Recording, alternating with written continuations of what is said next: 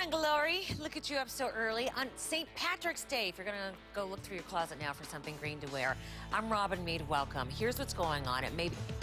I know everyone's... Some financial analysts are questioning how much of AIG's bailout money we're likely to get back. Now, taxpayers now own about 80% of that company. Most of that investment is being used to honor AIG's contracts with U.S. and foreign banks. President Obama is accusing the company, though, of recklessness and greed. Growing outrage has forced lawmakers to come up with some creative proposals to get back your tax money. In 2 minutes, correspondent Richard Louie examines how they hope to do that. Cyber criminals have launched invisible infections, which could strike your computer. Now, the attacks hit hundreds of thousands of websites every day. And now USA Today is reporting that when you click an infected site, the virus steals all of your sensitive data, like your logins and your account numbers, and then it makes your PC attack other computers and plant the infections. Security experts say you can combat the attacks by making sure that you download the latest version of browsers and media players like Internet Explorer and Real Player. The mother of Haley Cummings may try to get custody of Haley's little brother now. Haley disappeared from her dad's home in Florida. Her brother lives with her dad, too. And Ronald Cummings told HLN's Nancy Grace that this potential custody battle would take the focus off of Haley. He also discussed a previous custody fight. It is, and they're showing, you know, they can be loyal people and work because they want it to do well. Yeah, and you want your business on the to ground survive. level. Your local places where you like to eat. You don't want them to go under, and it's a little dangerous. I have a newspaper story coming up. That's why I was running off to go and get this newspaper. Just like ran away. You may be able to buy... Okay. I smushed my mic.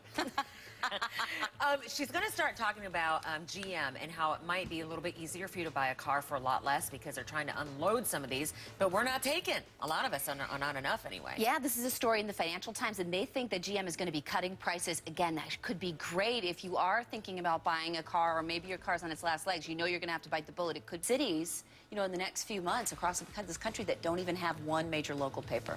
You mean printed paper? Printed paper. Right. But I just think, you know, it's different sometimes. I mean, it's great to read it on the internet, but you really get the sense of what they cared about, you know, synopsises in a different way that I think if you just see it on the internet. And, you know, I think that the little thing that holds the papers, the paper box, is going to go the way of the payphone.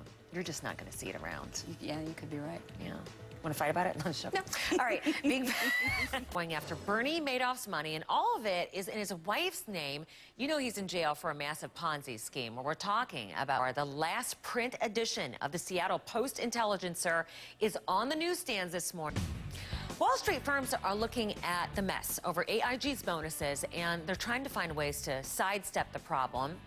We check in with Jennifer Westhoven. You know what's weird? She's behind me, so I can't see if she's actually in place. That's why I was like, Jennifer, I'm like feeling for her. Jennifer is here. Good morning. But, you know, they are one newspaper towns because it's not a paper anymore. It's like a news Well, if you want to be technical about it, yeah, that's true. Yeah. Well.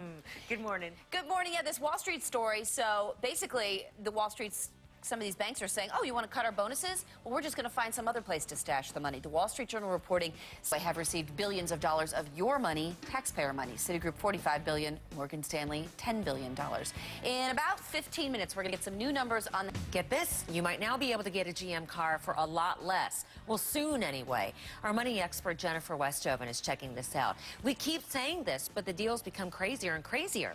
Yeah, I still think this is going to be good for shoppers, though. There are crazy deals out there, but there are so many people trying to pay off their debts right now, trying to get a handle on this. And, you know, it's not like a great time to run out and buy a new car because you want one, but a lot of people might need one. So they want to try and encourage you in there. So we might see some more price cuts, according to the Financial Times. Remember, GM and Chrysler borrowed 17 and a quarter, 50 cents. It'll be one of those things that we look back and we go, oh, remember the newspaper box? Kind of like the what do I want to say? The payphone.